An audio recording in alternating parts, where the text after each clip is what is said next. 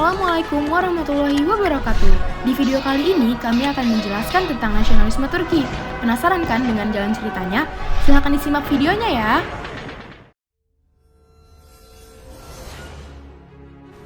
Abad ke-20 untuk Kesultanan Ottoman ditandai atau lebih tepatnya dirusak oleh satu hal, yaitu keruntuhan. Turki yang memegang kekuasaan selama 600 tahun berakhir memalukan dengan seluruh dunia menyaksikannya.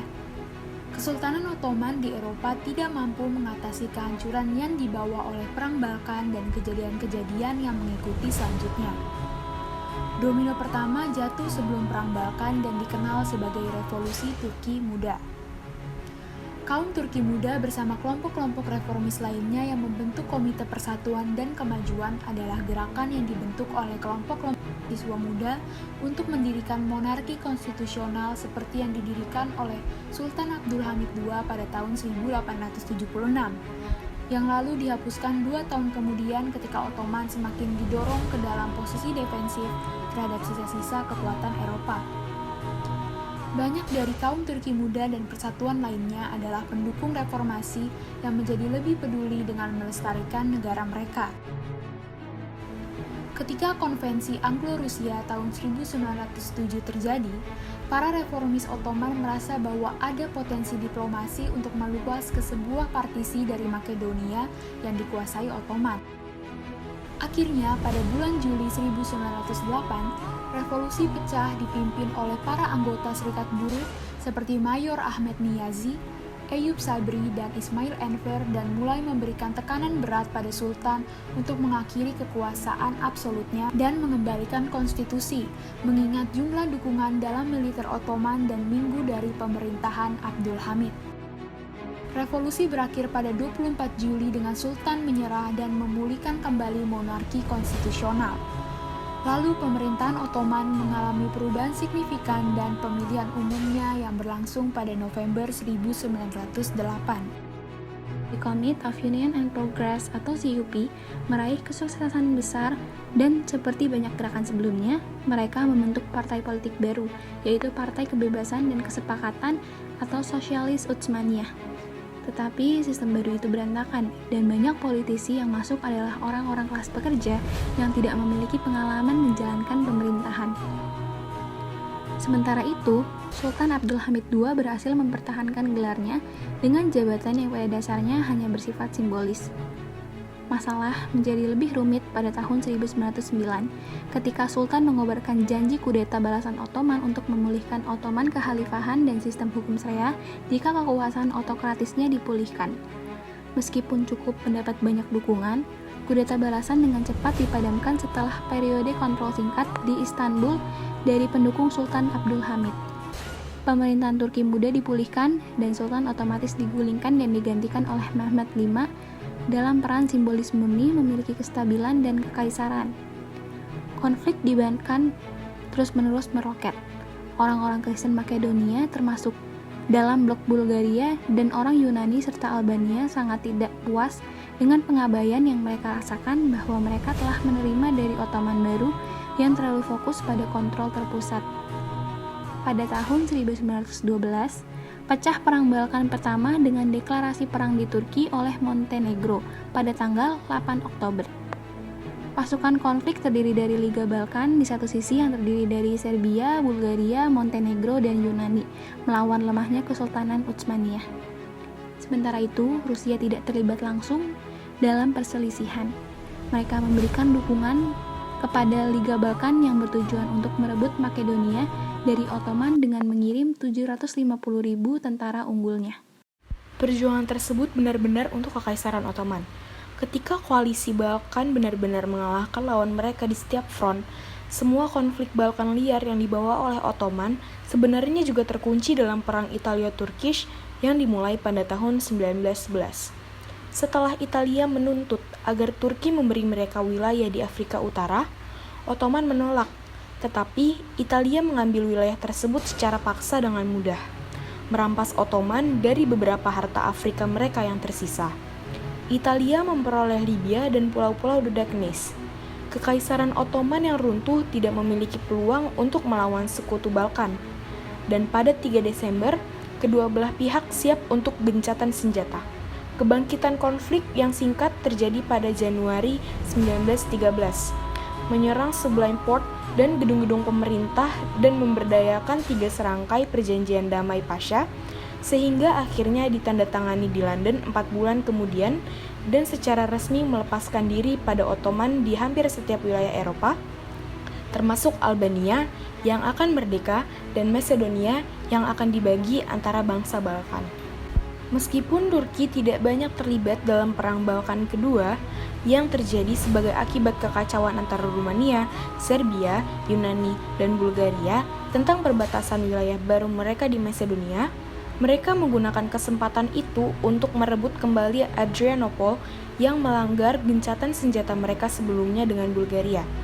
Pada tahun 1914, pemilihan umum mengukuhkan otoritas Siyupi dan pemerintah Kekaisaran Ottoman didirikan pada bulan Januari pada tahun itu. Meskipun memasuki Perang Dunia Pertama, 3 Pasha akan tetap menjadi penguasa rezim militer de facto baru di Kekaisaran. Pada 28 Oktober 1914, Kekaisaran Ottoman secara resmi memasuki Perang Dunia I setelah menandatangani aliansi Jerman. Nah, pada bulan Agustus di tahun yang sama, hubungan persahabatan antara Jerman dan Turki memainkan peran penting dalam masuknya kekaisaran ke dalam perang. Selain oportunisme dan ketidaksukaan Turki terhadap 3 negara yang masuk, Jerman sebelumnya telah mengirim misi militer ke Turki di mana Angkatan Darat dan Angkatan Laut Ottoman diselenggarakan di bawah kepemimpinan Lieutenant von Sanders dan sangat memperkuat aliansi antara pihak berwenang yang terlibat. Jerman juga berharap bahwa keputusan Ottoman untuk bergabung dengan pihak Triple Alliance akan mendorong negara-negara saku seperti Bulgaria untuk mendukung tujuan mereka juga. Sementara itu, Duta Besar Turki di Paris, Rifat Pasha, memperingatkan Enver Pasha, yaitu Menteri Perang, untuk tidak bergabung dengan kedua belah pihak karena ia percaya bahwa keduanya memiliki potensi untuk hancur dan hanya akan tersisa sedikit kekuatan. Namun, Enver Pasha di sisi lain tidak terpengaruh dan bersikeras bahwa kemenangan awal Jerman membuktikan bahwa mereka akan berada di sisi kemenangan perang. Tindakan militer paling awal yang diambil oleh Ottoman selama Perang Dunia Pertama adalah serangan ke pantai Laut Hitam Rusia, yang memicu respon cepat dan deklarasi perang dari Rusia, Inggris Raya, dan Perancis. Nah, dari sana Kekaisaran Ottoman sebagian besar bertempur di Timur Tengah dan Balkan Timur, dan mereka mencapai kemenangan yang signifikan menjelang dimulainya perang, seperti yang terjadi pada pertempuran Gallipoli. Saat Turki sibuk berperang di panggung perang, mereka juga menghadapi pemberontakan yang berkembang dari wilayah Arab setempat. Kemunduran kekaisaran terjadi dengan cepat, dan mereka sekarang menghadapi serangan ofensif dari setiap sudut yang memungkinkan. Meskipun Enver Pasha mempertahankan rasa kemenangan, dia bersikeras bahwa Ottoman harus tetap dalam perang untuk membantu sekutu mereka yang telah berkontribusi pada keruntuhan dan revolusi Rusia pada tahun 1917. Ketika Bulgaria dipaksa gencatan senjata, setelah serangan yang berhasil oleh sekutu di front Macedonia menempatkan dalam posisi yang tidak mungkin tanpa bantuan Bulgaria. Berikutnya, setelah beberapa kunjungan ke Ottoman, Grand Vizier Talat Pasha menyimpulkan bahwa ia harus mengundurkan diri untuk mendapatkan persyaratan yang lebih ringan. Jika perang dimulai, kekuasaan tidak lagi dalam kendali. Ahmad Izzat Pasha mengambil alih peran dari Talat Pasha dan langsung bernegosiasi dengan Inggris yang ingin berdamai dengan Ottoman, dan mengecualikan Perancis dan Amerika dari keuntungan apapun yang melibatkan Turki dalam perang. Sayangnya, untuk gencatan senjata Kekaisaran Ottoman tidak hanya gagal membantu perdamaian sejati, tetapi juga menandai penurunan Ahmed Pasha. Pemerintahan yang tidak stabil mulai pecah ketika hukum dan ketertiban runtuh, dan sekutu barat pun mulai mengusir ke Konstantinopel. Mereka harus memulihkan harmoni ke seluruh Anatolia, mengingat bahwa gencatan senjata telah memungkinkan kekuatan sekutu untuk menyerang. Tidak banyak yang dapat dilakukan oleh otoritas Utsmaniyah yang lemah untuk menghentikan mereka. Kependudukan Konstantinopel berlangsung sampai perjanjian yang ditandatangani pada 10 Agustus 1920 memberi sekutu Eropa atas kendali keuangan Turki, membatasi jumlah militer mereka, dan sejumlah wilayah hilang untuk Kesultanan Ottoman.